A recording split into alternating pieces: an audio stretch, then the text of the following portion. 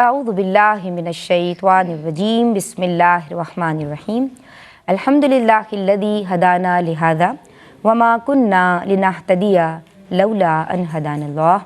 یعنی تمام تعریفیں اللہ رب العزت کے لیے ہیں جس نے ہمیں ہدایت کی راہ دکھائی، اور اگر اللہ ہمیں ہدایت کی راہ نہ دکھائے تو ہم کچھ بھی کر نہ پائیں. اللہم صلی علی سیدنا و مولانا محمد عدد ما فی علم اللہ صلاۃ دائمۃ بدوام ملک اللہ. السلام علیکم ورحمۃ اللہ وبرکاتہ.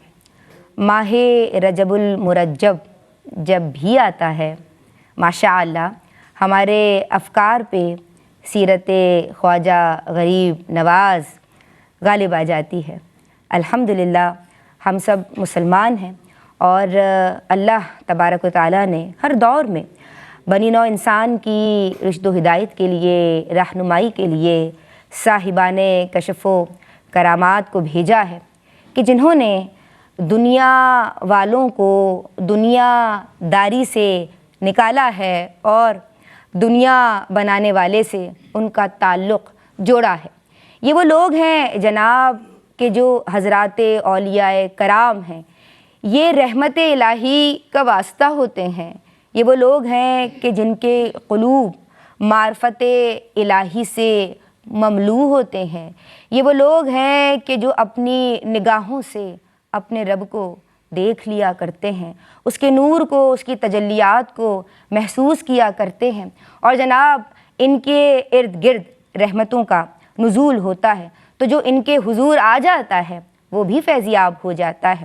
ہم بات کر رہے ہیں جناب بچپن سے غریب نواز.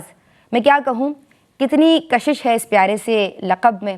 اللہ تبارک و تعالیٰ دینے والا ہے، اور اللہ تبارک و تعالیٰ ان صاحبان سے جو ہم وسیلے کو جو سمجھنے والے ہیں وہ سمجھتے ہیں کہ ان کی زبانوں سے اللہ تبارک و تعالیٰ جناب ایسے کلمات ادا ان کی زبانوں سے ہوتے ہیں کہ جو ان کے پاس جو لوگ موجود ہوتے ہیں اور جو ان سے فیض حاصل کرنا چاہتے ہیں وہ فیضیاب بھی ہوتے ہیں اور رحمتوں کو بھی پاتے ہیں.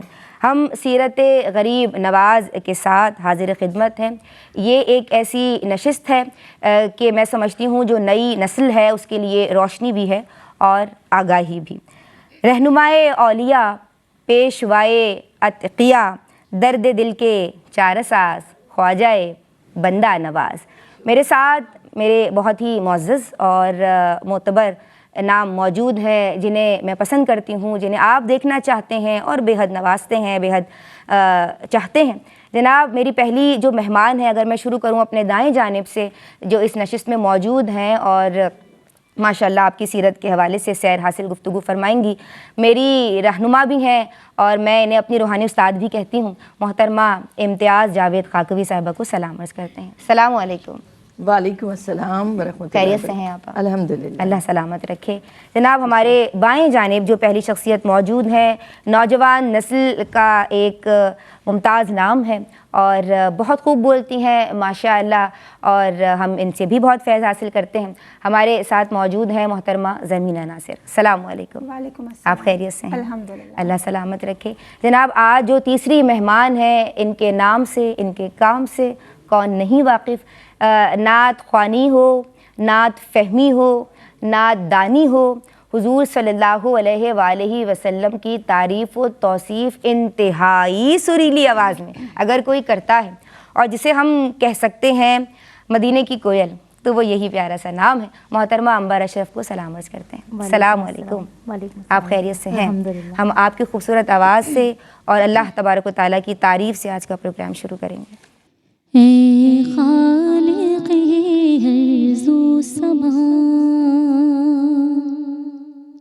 اے خالق ہر ذو سما، اے مالک ہر دو سرا، اے خالق ہر ذو سما، اے مالک ہر دو سرا، معبود موجودات کا کوئی نہیں تیرے سوا، اے خالق ہر ذو سما، اے ہر دو سرا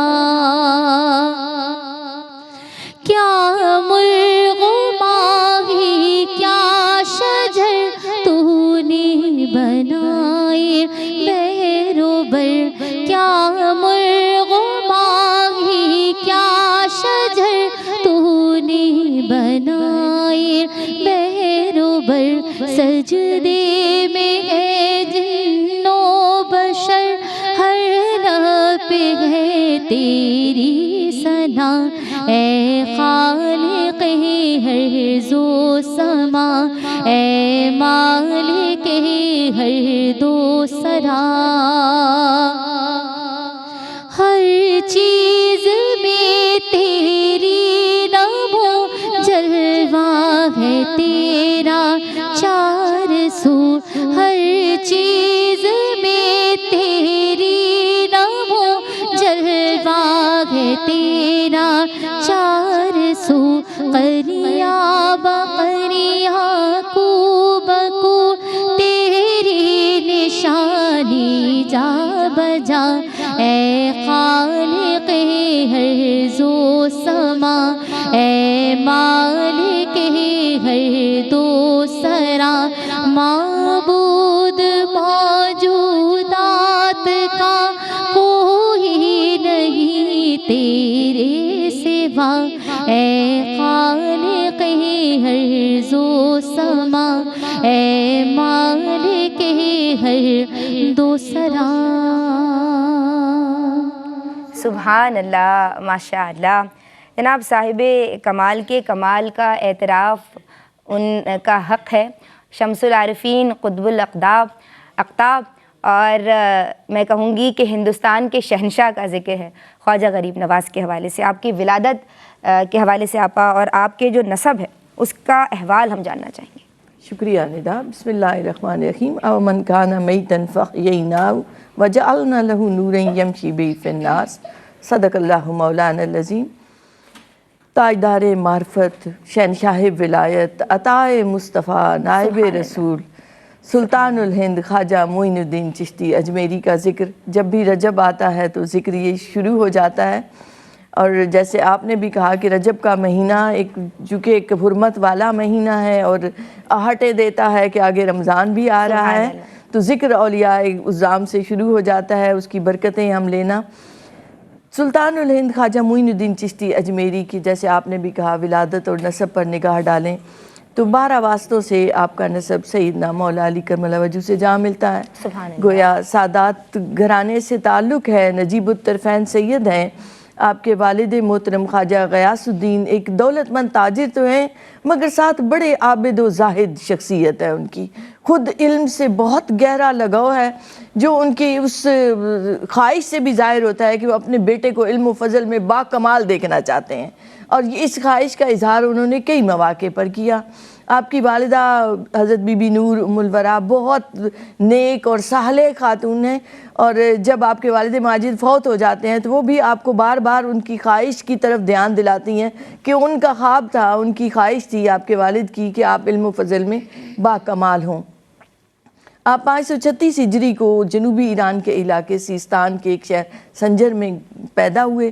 آپ دیکھیں ندا کتنی حیرت کی بات ہے کہ وہ علاقے جو انتہائی غیر معروف، جنہیں ہم نے کبھی سوچا نہیں، کبھی غور نہیں کیا، وہ ان لوگوں کی وجہ سے ایسے مشہور ہو جاتے ہیں کہ ہم آج بغداد کا نام آتا ہے تو فوراً شیخ عبدالقادر جیلانی، سیون شریف کا نام آتا ہے تو فوراً لال شہباز قلندر۔ تو یہ ایک اللہ رب العزت کی سنت ہے۔ سیدہ مریم سلام اللہ علیہ اجرے میں عبادت کرتی ہیں تو زکریا وہاں آ کر دعا مانگتے ہیں، تو وہ جگہ خاص اور متبرک ہو جاتی ہیں، اس لیے آپ کو سنجری بھی کہتے ہیں، خواجہ معین الدین چشتی سنجری بھی، کیونکہ آپ سنجر کے علاقے سے آپ کا تعلق تھا۔ آپ کی ابتدائی زندگی پر نگاہ ڈالیں تو آپ کے والد محترم چونکہ تاجر ہیں، مگر آپ 15 برس کے ہوتے ہیں تو والد ماجد فوت ہو جاتے ہیں، جس پر آپ کو معاشی ذمہ داریاں اٹھانی پڑتی ہیں۔ ایک باغ ہے اور ایک چکی ہے جس میں گزارا چلتا ہے، ذریعہ معاش کا ہے۔ مگر 1 سال بعد ہی، اب والدہ بتا تو رہی ہیں آپ کے لیے بہترین اساتذہ تو مقرر کیے گئے ہیں، مگر حالات کی چکی ہے ایک طرف، اور دوسری طرف آپ دیکھیں تو یہ وہ دور تھا 536 ہجری کا جس میں آپ کی ولادت ہوتی ہے۔ اس کے بعد 6 صدی ہجری پر نگاہ ڈالیں تو تاتاریوں نے ہلاکت اور تباہی مچائی ہوئی تھی ہر طرف. پھر ایک باطنی فرقے کے لوگ تھے، وہ ہر شہر میں انہوں نے ایک قتل و غارت گری مچائی ہوئی تھی. تو آپ کے والد محترم بار بار ہجرت فرما رہے ہیں. آپ سیستان سے آپ خراسان آ گئے ہیں اور پھر بعد میں آپ فوت ہو جاتے ہیں آپ کے والد. تو آپ اس علاقے کے ان حالات کی وجہ سے آپ کا دل بڑا کرتا تھا. بہت آپ درد محسوس کرتے تھے کہ یہ مسلمانوں کے ساتھ ایسا کیوں ہو رہا ہے. تو آپ دیکھیں تو جس دل میں احساس ہے، جس دل میں درد ہے، اور اتنے بچپنے اور نو عمری کے دور میں کہ ایسا خون مسلم کی اتنی ارزانی کیوں ہو رہی ہے مولا. تو وہ انشاءاللہ وہ لوگ وہ باہر نکلتے ہیں، جب بڑے ہوتے ہیں تو ضرور اللہ ان سے کام لیتا ہے. جب آپ کی والدہ بھی فوت ہو جاتی ہیں تو اس کے بعد آپ کی دنیا بدلتی ہے ایک بزرگ کے آنے کی وجہ سے، اور پھر آپ کی خالصتاً آپ اپنے آپ کو اصول علم کے لیے وقف کر دیتے ہیں. سبحان تو میں اللہ. نے جس آیت مبارکہ سے آغاز کیا کہ اللہ رب العزت فرماتے ہیں کہ جب ہم زندگی دے دیتے ہیں تو وہ نور کے ساتھ لوگوں میں چلتے ہیں، وہ نور کو بانٹتے ہیں. اور سلطان الہند خواجہ معین الدین چشتی اجمیری انہی لوگوں میں سے ہیں کہ جنہوں نے اس نور، دین کے نور کو، ایمان کے نور کو، اسلام کے نور کو، محبت رسول کے نور کو بانٹا. اور ہم پر ان کا احسان ہے، ہماری نسلوں پر ان کا احسان ہے. سبحان اللہ، ماشاء اللہ. جناب سلسلہ چشت کے بانی کا آج ذکر ہو رہا ہے، ہمارے پیارے خواجہ غریب نواز رحمۃ اللہ علیہ کا. اور اب ہم ایک چھوٹی سی بریک لے رہے ہیں، اور اس کے بعد اس ذکر کو، یہ بڑا بابرکت ذکر ہے، اس میں تربیت کے بہت سارے اسپیکٹس ہیں، بہت سارے پہلو ہیں. نگاہ چاہیے بس دیکھنے والی. ایک بریک لے رہے ہیں اور اس کے بعد جو بزرگ ہستی جن سے آپ کی ملاقات ہوئی اس کا احوال جانیں گے. ہمارے ساتھ رہیے، اپنی زبانوں کو درود سے تر رکھیے. بسم اللہ الرحمن الرحیم. السلام علیکم ورحمۃ اللہ. سیرت خواجہ غریب نواز رحمۃ اللہ علیہ میں آپ تمام کا خیر مقدم ہے. ہم بریک سے قبل محترمہ امتیاز جاوید خاکوی صاحبہ سے جان رہے تھے آپ کی ولادت کا، آپ کے نسب مبارک کا احوال. بات کو آگے بڑھائیں گے اور ہم آئیں گے زرمینہ ناصر آپ کی سمت. ہمیں بتائیے کہ آپ کی ابتدائی زندگی کیسی تھی ہمارے دیکھنے والوں کو، سننے والوں کو، اور پھر وہ جو خاص بزرگ تھے حضرت ابراہیم قندوزی، ان سے آپ کی ملاقات کا جو احوال ہے ماشاء اللہ، اس کا تذکرہ ہو. شکریہ ندا. بسم اللہ الرحمن الرحیم. آقا علیہ الصلوۃ والسلام کا فرمان ہے ولی اولیاء کاملین کے حوالے سے کہ اللہ کے نیک بندے جن کے چہروں کو دیکھنے سے خدا کی یاد آ جائے. تو آپ ایک ایسے ہی ولی کامل ہیں، تاجدار علم و معرفت، آفتاب طریقت، ماہتاب شریعت، پاسبان رشد و ہدایت، عطائے رسول صلی اللہ علیہ وآلہ وسلم، سلطان الہند، جن کو دنیا غریب نواز کے نام سے جانتی ہے. خواجہ خواجگان معین الدین چشتی اجمیری رحمۃ اللہ تعالیٰ علیہ، جن کو دنیا غریب نواز کے نام سے جانتی ہے. آپ اللہ تعالیٰ کے ایک عظیم ولی ہیں، اور آپ ہندوستان کے ایک عظیم قائد کی حیثیت سے بھی جانے جاتے ہیں، کیونکہ ہم سب جانتے ہیں وہاں کفر و شرک کا جو پاتال تھا اور ظلمت تھی، وہاں آپ نے لوگوں کو اسلام کی روشنیوں سے مستفیض فرمایا اور متعارف فرمایا. ان کی ابتدائی زندگی کے حوالے سے بات کی جائے تو ان کے والد اور والدہ ایز وی نو کہ عمرہ راؤسا میں ان کو شمار ہوتا ہے، لیکن آپ ان کے والد عالم بعمل تھے اپنے وقت کے، اور والدہ انتہائی متقی، نیک اور پرہیزگار خاتون ہمیں نظر آتی ہیں. تو ابتدا ہی سے تعلیم و تربیت آپ کو گھر سے مل رہی ہے. آپ کی تربیت میں وہ سادگی کا عنصر شامل ہے، خدا شناسی اور حق شناسی جو ہے وہ آپ کی شخصیت کا طرح امتیاز ہمیں سٹارٹنگ سے ہی نظر آتا ہے. آپ غریبوں کا خیال رکھتے تھے، بچوں کو اپنے گھر لے آتے تھے، ان کو کھانا کھلایا کرتے تھے، کیونکہ آپ چھوٹے بچے ہیں نا.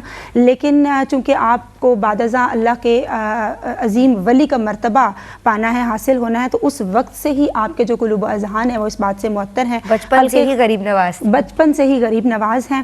اور اس کے علاوہ ہم جانتے ہیں ایک بہت ہی خوبصورت واقعہ جس کو میں اختصار کے ساتھ یہاں کوٹ کرنا چاہوں گی. ایک مرتبہ ایک نابینا بچے کو آپ نے پھٹے پرانے لباس میں دیکھا. عید کا دن تھا، آپ اس کو گھر لے جاتے ہیں اور گھر لے جا کر اپنا عید کا جوڑا آپ اس کو دیتے تھے، اور پھر بعد ازاں اس کے ساتھ مسجد میں تشریف لے جاتے ہیں. تو یہ آپ کی ابتدائی حالات زندگی. اسی تعلیم و تربیت کے ساتھ آپ کی لائف آگے بڑھتی ہے، اور بعد ازاں آپ کے والد کا سایہ آپ کے سر سے اٹھ جاتا ہے، ان کا وصال ہو جاتا ہے. اس کے ایک سال بعد والدہ بھی، ان کا بھی وصال ہو جاتا ہے. تو آپ کی زندگی کو ایک نیا ٹرننگ پوائنٹ ملتا ہے کہ جب جائیداد کی تقسیم کا مرحلہ آتا ہے تو آپ کے حصے میں انگوروں کا ایک باغ اور ایک پن چکی آتی ہے جس کی آپ دیکھ بھال کیا کرتے تھے، خواجہ غریب نواز رحمۃ اللہ تعالیٰ علیہ. اور جب آپ ایک دن اس باغ کو، انگوروں کے باغ کو پانی دے رہے تھے تو ایک بزرگ مجذوب جو ہیں ابراہیم قندوزی رحمۃ اللہ تعالیٰ علیہ وہاں تشریف لے آتے ہیں. آپ بڑے پروٹوکول کے ساتھ ان کو ریسیو کرتے ہیں, ایک سایہ دار درخت کے نیچے آپ ان کو بٹھاتے ہیں, ان کو پانی پیش کرتے ہیں, انگوروں کی پلیٹ ان کی خدمت اقدس میں پیش کرتے ہیں اور بہت محبوبیت سے ان کو دیکھتے ہیں.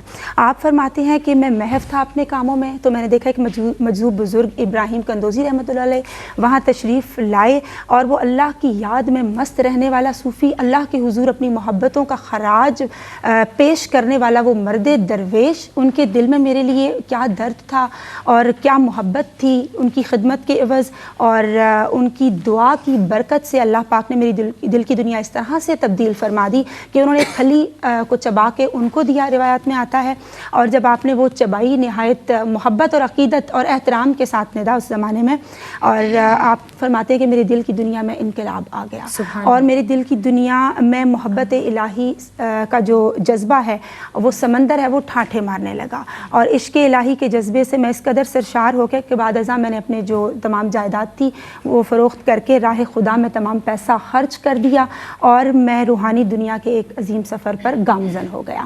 آپ فرماتے ہیں کہ اللہ کے بندے سے محبت کرنا وہ بھی اللہ کی رضا اور خوشنودی کے لیے, تو مجھے اللہ کا قرب عطا ہوتا گیا. تمنا درد دل کی ہو تو کر خدمت فقیروں کی, تمنا درد دل کی ہو تو کر خدمت فقیروں کی, نہیں ملتا یہ گوہر بادشاہوں کے خزینوں میں. تو آپ کے دل کی دنیا جو تبدیل ہوئی وہ ابراہیم قندوزی رحمۃ اللہ علیہ کی نگاہ کا فیض تھا, ان کی نگاہ کا کمال تھا کہ آپ کو علم و معرفت کے موتی چننا نصیب ہوئے, اور یہ بھی اللہ رب العزت کی جانب سے تھا ڈیفینیٹلی, اور پھر آپ کے دل میں علم معرفت کے حصول کی اور راہ خدا میں حق تعالیٰ اس ذات پاک کو تلاش کرنے کی اس قدر سٹرگل, اس قدر جستجو آپ کے اندر بیدار ہوئی کہ آپ اپنے مرشد کامل کی تلاش میں وہاں سے آپ عازم میں سفر ہو جاتے ہیں کہ بے شک جس کو ایک مرشد دلدار ملتا ہے اس کو مصطفیٰ کا پیار ملتا ہے, اور جس کو مل جائے عشق نبی محمود اس کو پھر عشق پروردگار ملتا ہے. تو یہاں سے آپ کی لائف کو ایک ٹرننگ پوائنٹ ملتا ہے اور آپ اپنے مرشد کریم کی تلاش میں اپنا عازم سفر ہو جایا کرتے ہیں. سبحان اللہ, عشق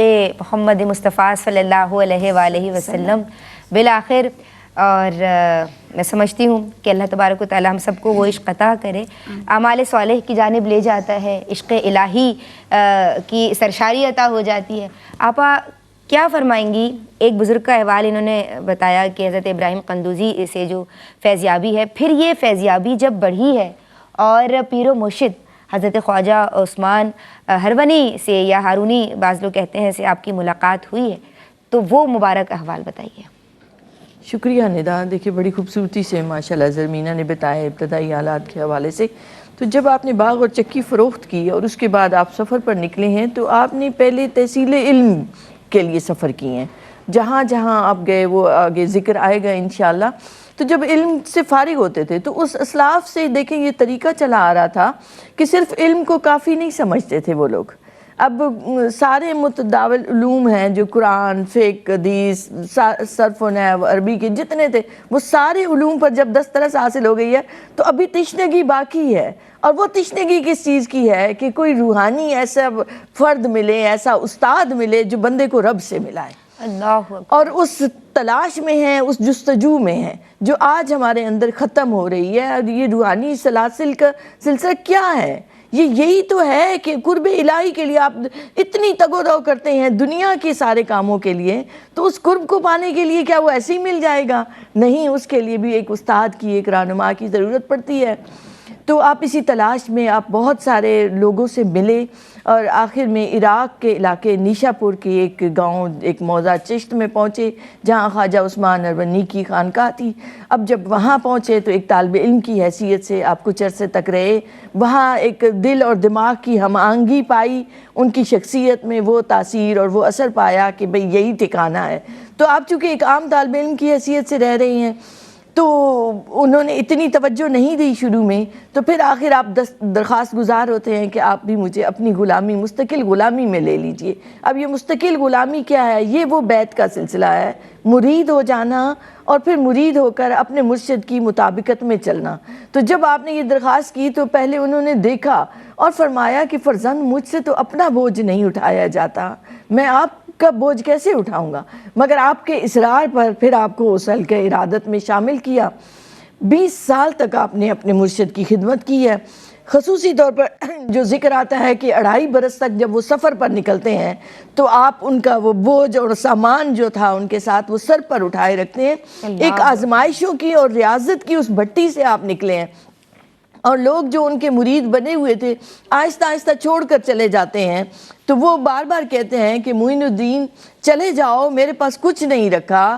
تو آپ فرماتے ہیں رو کر کہ اب کسی اور در پر جاتے ہوئے شرم آتی ہے، اب ایک در پکڑ لیا ہے تو میں ایک کا ہو چکا ہوں، اب مجھے کہیں اور جانے کی ضرورت نہیں. جب انہوں نے یہ استقامت دیکھی، یہ رنگ دیکھا، یہ محبت دیکھی، تو اس کے بعد جب وہ سفر پر جاتے ہیں اور آپ اتنی ان کی خدمت کرتے ہیں، اور آپ کا قول مبارک بھی ہے کہ جس نے جو بھی پایا ہے خدمت سے پایا ہے. تو پھر ایک دن ان کی رحمت اور ان کے کرم نوازیاں اس بزرگ کی پھر جوش پر آتی ہیں. پھر سینے سے لگایا اور دعا کی کہ الہی معین الدین کو قبول فرما، اور آپ کو دم کی آواز میں آتا ہے کہ خصوصی طور پر آپ پر پڑھ کر پھونکا، اور اس کے بعد جب سینے سے لگا کر ہٹایا تو پھر پوچھا کہ معین الدین اب بتاؤ کیا دیکھتے ہو؟ تو آپ فرماتے ہیں کہ عرش سے لے کر تحت الثری تک کوئی چیز چھپی ہوئی نہ رہی، حجاب میں نہ رہی، سب کچھ نظر آنے لگ گیا. اور پھر اس کے بعد آپ کے مرشد کریم خود آپ کو لے کر جاتے ہیں اس سفر پر، مبارک سفر پر، جہاں آپ کو حرم پاک میں لے کر خانہ کعبہ لے جا کر پھر وہاں اللہ کی بارگاہ میں دعا فرماتے ہیں کہ اللہ معین الدین کو قبول فرما.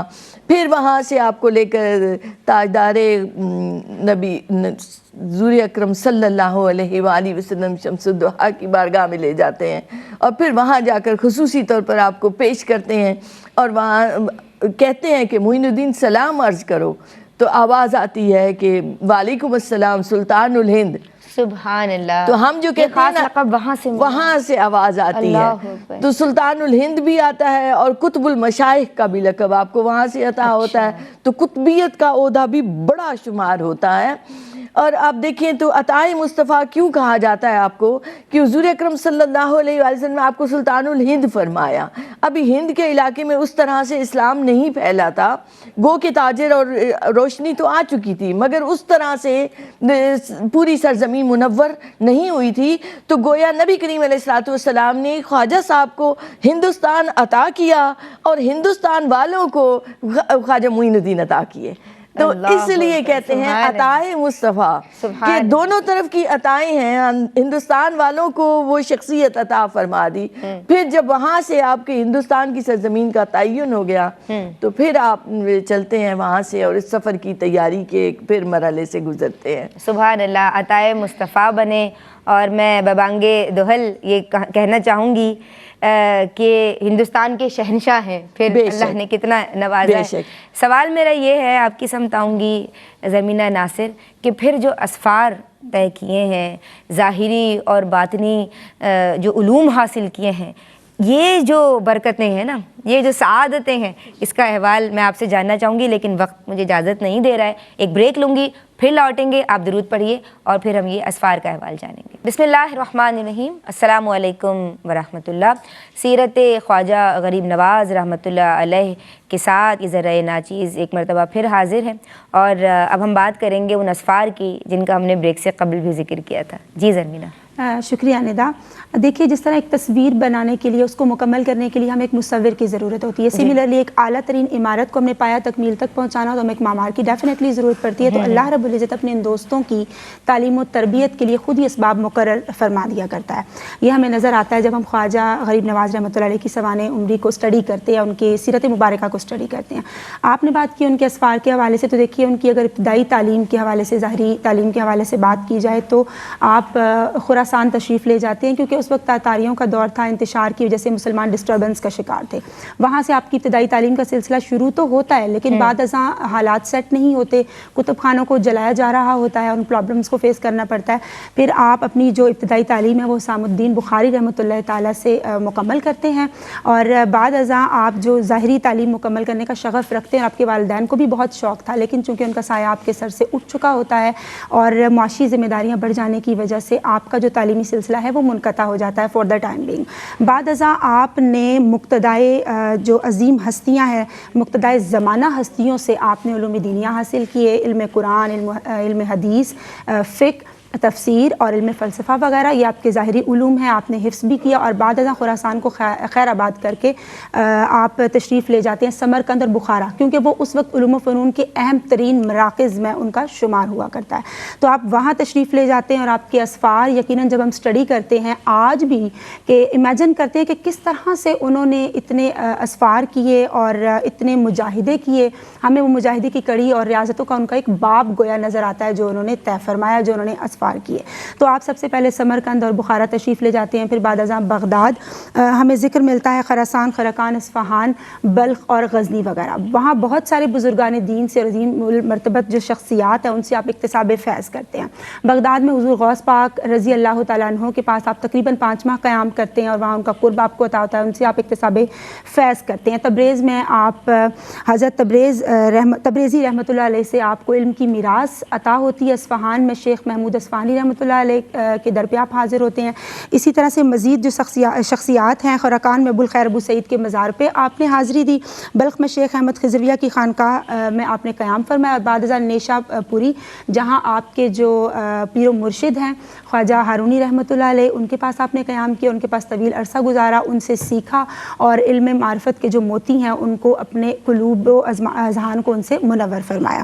پھر ہم دیکھتے ہیں ان کی جب ڈیوٹی لگتی ہے، ایز وی نو ہم نے جانا ہندوستان میں اجمیر شریف میں، تو آپ اس سے پہلے سفر کرتے کرتے لاہور بھی تشریف لے جاتے ہیں حضور داتا صاحب کے مزار پہ، وہاں آپ معتکف ہوتے ہیں، اور پھر جب وہاں سے نکلتے ہیں تو آپ یہ نکلتے ہیں کہ گنج بخش فیض عالم مظہر نور خدا ناکسارا پیر کامل کاملارا رہنما، یعنی کہ یہ فیض تمام عالم کے لیے ہے، اور ناکسارا پیر کامل، ناقصوں کے لیے یہ پیر کامل کی حیثیت رکھتے ہیں، اور کاملارا رہنما، اور جو کاملین ہیں ان کے لیے ایک بہترین گائیڈ لائن ہے۔ سو مزید یہاں سے پھر ان کی زندگی کا سفر آگے بڑھتا ہے۔ سبحان اللہ، ماشاء اللہ۔ اپا اسفار کا بہت خوبصورتی سے میری بہن نے ذکر کیا، میں آپ کی سمت آؤں گی، اور آپ کا زہد و تقویٰ، آپ کا ذوق عبادت، اللہ اللہ۔ ندا، جب بھی ہم ان اولیاء اعظام کی زندگیوں پر نگاہ ڈالیں تو آپ دیکھیں تو بچپن ہی سے ایک جو ان میں رنگ پایا جاتا ہے محبت کا، محبت الہیہ کا، محبت خلق کا، جسے خدمت خلق کا آپ ابتدائی حالات میں بھی ہم دیکھ رہے تھے۔ پھر آپ دیکھیں تو ان کا خصوصی وصف جو ہے عشق رسول صلی اللہ علیہ وآلہ وسلم، تو جس دل میں محبت ہو، عشق ہو، وہ لازمی بات ہے کہ ان کی سجدہ ریزیوں کا، ان کے قیام کا، ان کے رکوع کا انداز ہی جدا ہوتا ہے۔ جب آپ کی زندگیوں پر نگاہ ڈالتے ہیں تو آپ اکثر مسلسل روزے رکھا کرتے ہیں، اور جب آپ روزے رکھتے ہیں تو 5 مسکال کی ایک ٹکیا سے افطار کیا کرتے ہیں۔ اب 5 مسکال کی ٹکیا کو آپ یوں سمجھے کہ بہت قلیل غذا آپ استعمال کرتے ہیں۔ پھر آپ دیکھیں تو آپ رات بھر ذکر میں رہتے، پھر آپ کے نوافل اور آپ کی نمازوں کا اور خشوع و خضوع کا یہ عالم تھا کہ عین راجپوتوں کے گڑھ میں، اجمیر شریف میں جب بھی راجپوت آتے ہیں آپ کو کبھی قتل کرنے کی نیت سے آ رہے ہیں، کبھی آپ کو نقصان پہنچانے کی غرض سے، اور آپ حالت نماز میں ہوتے ہیں۔ انہیں انتظار کرنا پڑتا ہے، آپ قیام میں ہیں، آپ سجدے میں، یہاں تک کہ وہ اپنی تلواروں پر ہاتھ ڈالتے ہیں تو ہاتھ ان کے شل ہو جاتے ہیں، وہ ہاتھ ان کے چلتے نہیں ہیں اس طرح سے۔ تو آپ کی نماز کی مسلسل صورتحال جو ہے وہ ملتی ہے کتب میں۔ پھر دیکھیں تو ایک بڑا جو آپ کا ایک وصف تھا کہ جو بھی آتا ہے مصیبت زدوں کی آپ مدد فرماتے تھے، اور ابو ریحان البیرونی نے آپ کے اس احوال لکھا ہے کہ وہ لوگ جو جانوروں کی سی زندگی بسر کرتے تھے، سلطان الہند خواجہ معین الدین چشتی اجمیری نے ایک ایسا سماجی اور ایک ایسا معاشرتی انقلاب برپا کیا کہ ان لوگوں کو گویا زمین سے اٹھایا اور انہیں رب سے ملوایا۔ تو آپ ان کی ایک بڑی شاہانہ فیاضی سے ان کی دعوتیں کیا کرتے تھے، تو لوگ دور دراز سے آیا کرتے آپ کے پاس۔ تو یہ ایک عبادت اور اطاعت کا ایک رنگ جب انسان کو نصیب ہوتا ہے تبھی وہ مخلوق کی طرف اس طرح سے متوجہ ہو جاتا ہے کہ جو جس مسئلے کو لے کر آتا ہے آپ کے پاس اس کے ہر مسئلے کا حل موجود ہے۔ اور یہ آپ کی مہمان نوازی اور آپ کا فیاضی کا رنگ تھا جس کی وجہ سے آپ کو غریب نواز کا لقب عطا ہوا، اور یہ ایسا مشہور ہوا کہ آج آپ دیکھیں تو ان کا نام لوگوں کو نہیں معلوم، خواجہ غریب نواز کے حوالے سے سب جانتے ہیں۔ سبحان اللہ۔ پیغام کیا دیں گی؟ ندا، دیکھیں ان کی جو تعلیمات ہیں وہ ہمارے لیے قابل تقلید ہیں اور سنگ میل کی حیثیت رکھتی ہیں۔ آپ کے حوالے سے ہمیں ملتا ہے سیرت مبارکہ میں کہ جب آپ شکم مادر میں ہیں تو آپ کی والدہ فرماتی ہے کہ میں فرحت محسوس کیا کرتی تھی، اور جب آپ میں روح پھونکی گئی اللہ رب العزت کی جانب سے تو تب مجھے ذکر لا الہ الا اللہ محمد رسول اللہ کی صدائیں آیا کرتی تھی۔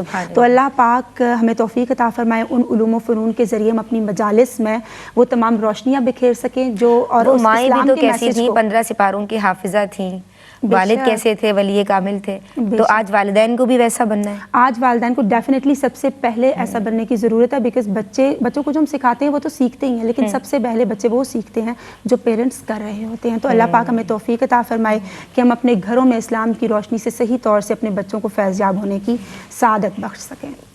محترمہ امتیاز جاوید خاکوی صاحبہ، آپ کیا پیغام دیں گی؟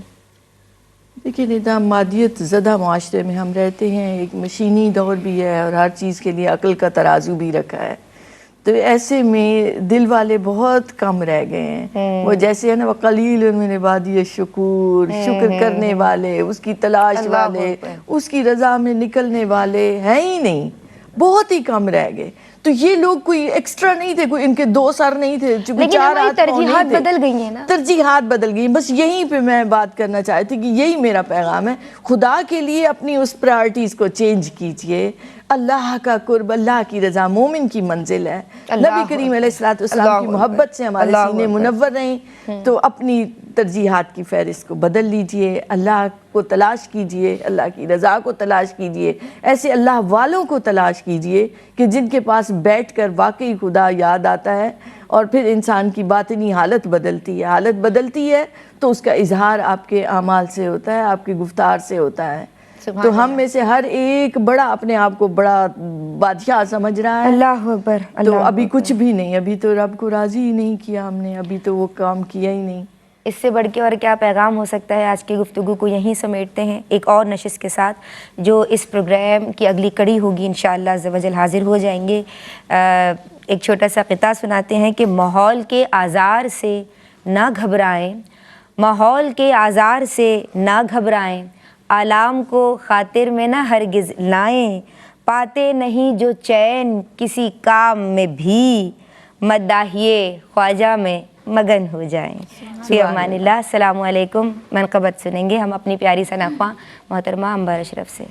مانگ لو دل کھول کر، ہند الولی سرکار ہے، مانگ لو دل کھول کر، ہند الولی سرکار ہے، مانگ لو دل کھول کر، ہند الولی سرکار ہے، در سے خواجہ کے غریبوں کا تو بیڑا پار ہے، در سے خواجہ کے غریبوں کا تو بیڑا پار ہے، مانگ لو دل کھول کر، ہند الولی سرکار ہے، خواجہ عثماں کے جانی کا یہ دیکھو یہ کرم، خواجہ عثماں کے جانی کا یہ دیکھو یہ کرم، خواجہ عثماں کے جانی کا یہ دیکھو یہ کرم، بھر رہے ہیں جھولیاں ایسا سخی دربار ہے، بھر رہے ہیں جھولیاں ایسا سخی دربار ہے، مانگ لو دل کھول کر، ہند الولی سرکار ہے، دیکھتا ہوں پیر مرشد کو میں اپنے اس طرح، دیکھتا ہوں پیر مرشد کو میں اپنے اس طرح، دیکھتا ہوں پیر مرشد کو میں اپنے اس طرح، دید مرشد میرے خواجہ آپ کا دیدار ہے، دید مرشد میرے خواجہ آپ کا دیدار ہے، پنجتن کا نور ہے چشتی چراغوں میں کمال، پنجتن کا نور ہے چشتی چراغوں میں کمال، پنجتن کا نور نور گئے چشتی چراغوں میں کمال، میر خواجہ کو ملا حسنی حسینی پیار ہے، میرے خواجہ کو ملا حسنی حسینی پیار ہے، مانگ لو دل کھول کر ہند الولی سرکار ہے، مانگ لو دل کھول کر ہند الولی سرکار ہے، درس خواجہ کے غریبوں کا تو بیڑا پار ہے، درس خواجہ کے غریبوں کا تو بیڑا پار ہے، مانگ لو دل کھول کر ہند الولی سرکار ہے۔